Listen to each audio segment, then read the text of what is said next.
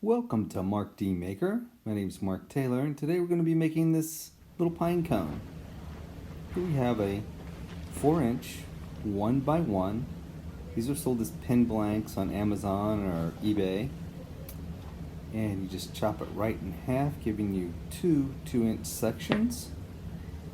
And you mark the corners here to be carved or cut off. You can use a bandsaw, scroll saw, hand saw, or just carve them. And it's a very easy way to get started. You don't have to have a saw to do this project.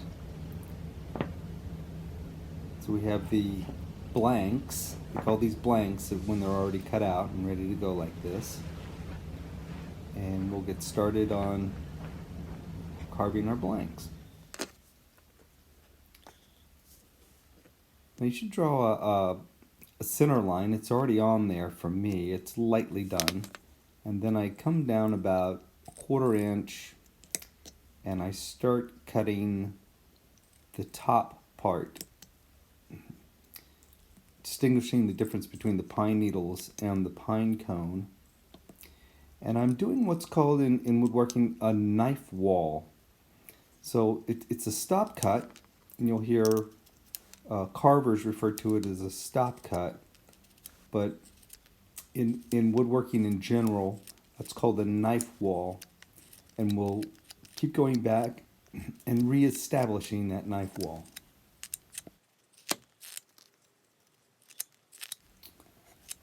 Here I'm just continuing to round the corners. So generally what I do is I cut the corners to a 45 degree all the way around, and then I start to smooth out those 45 degree cuts. So it turns more into, it goes from a 45 degree cuts on the corners into a hexagon into a cylinder shape. Here I'm drawing in the 4 little clusters of pine needles on top.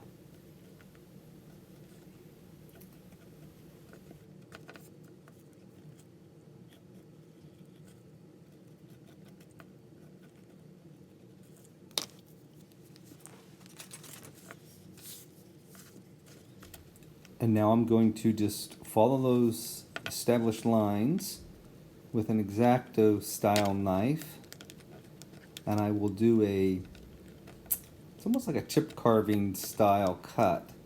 Establish the lines, and then I'll go in and just pop out the little triangle there to separate the pine needles.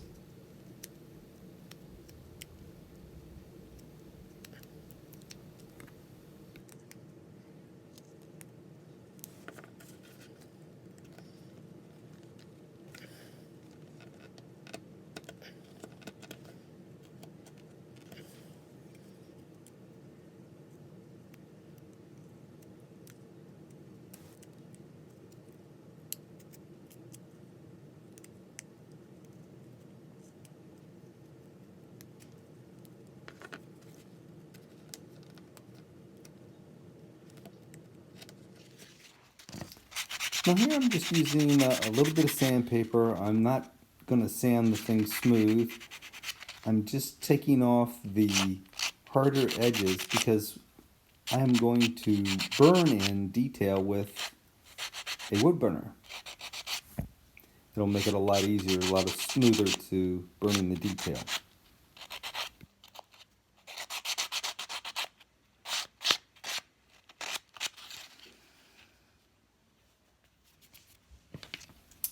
Okay, time to draw in the individual petals of the pine cone. I guess they're called petals. And we're just doing them just like shingles. It's like putting bricks in, just overlapping and laying them all in.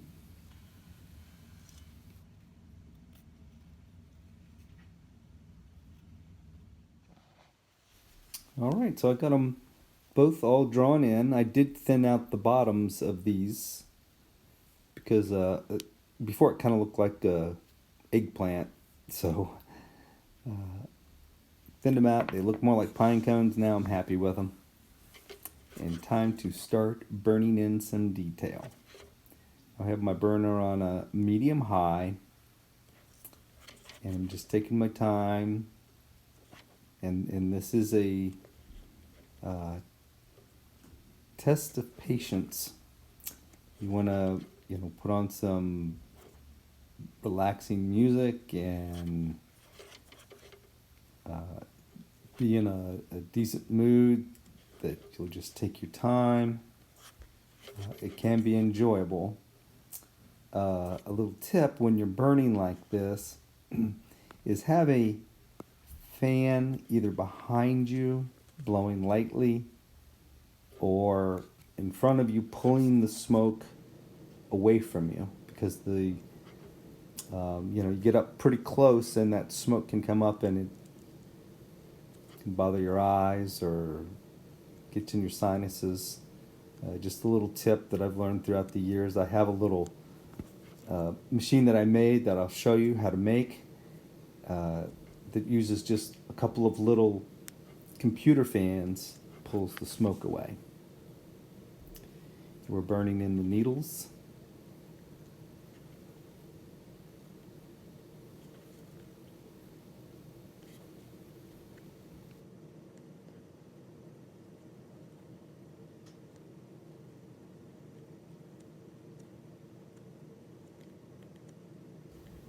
Now the good thing about using a burner to put in the petals of the pine cone is that you can use the burner as a stop cut.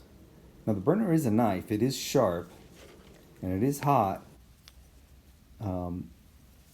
So you can see here, I'm using the burner here as a way to go in and instead of doing all knife work on this thing, I'm going in and relieving this very thin piece of wood, so it looks like these petals lay on top of each other, overlap, and I basically use the burning pin to do stop cuts.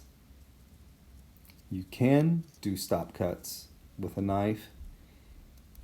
It would just take a lot longer, and I find this is an easier way to do it. And you can also lay that burning pin down and do undercuts. Extremely easy to do an undercut with a burning pin.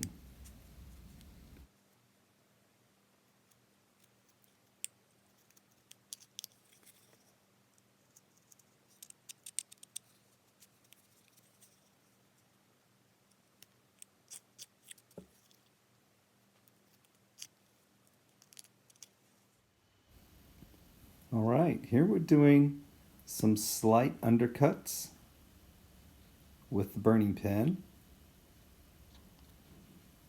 And by just brushing the wood like I'm doing there, you see how I push it in and pull it a little bit? It scorches the wood and lays it down.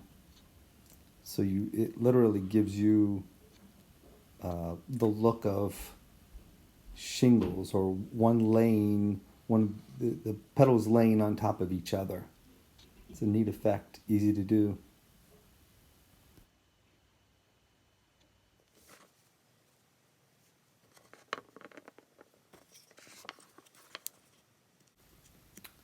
Okay, here I'm showing how you would do it without a burner, and you would just score each one of the little petals here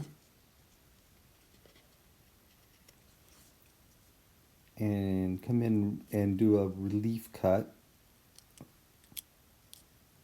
and remove that little piece of wood so they look like one's laying on top of the other.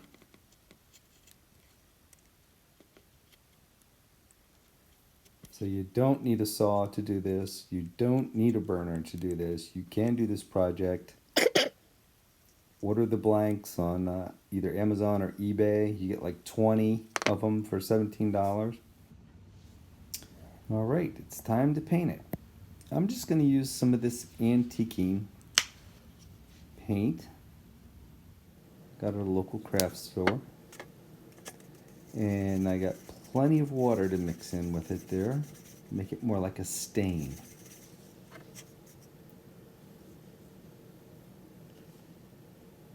I already have my little eye hook in it. Makes for a nice handle to hold while I'm painting.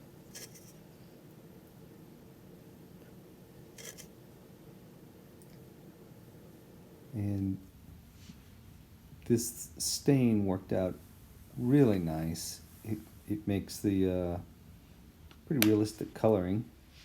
A little green for the pine needles.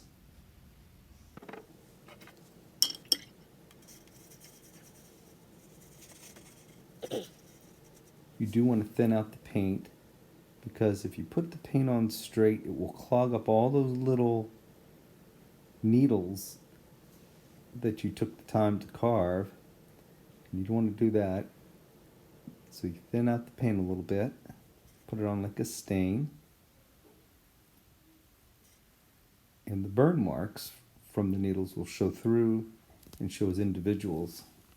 It's a nice effect.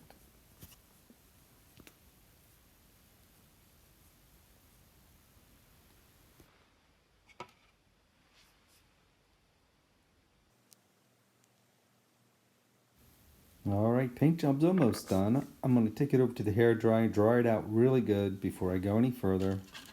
And I take a ratty old brush, it's pretty raggedy, and I'm going to do a dry brush technique. So I put the paint on very thin on that brush and just very gently brush it across, and that will help not only highlight the needles, but give it a little bit of snow on top of it to make it look a little more festive. And there we go. We're ready to hang it on the tree. I hope you enjoyed this video. Please like, share, subscribe, and I'll see you next time.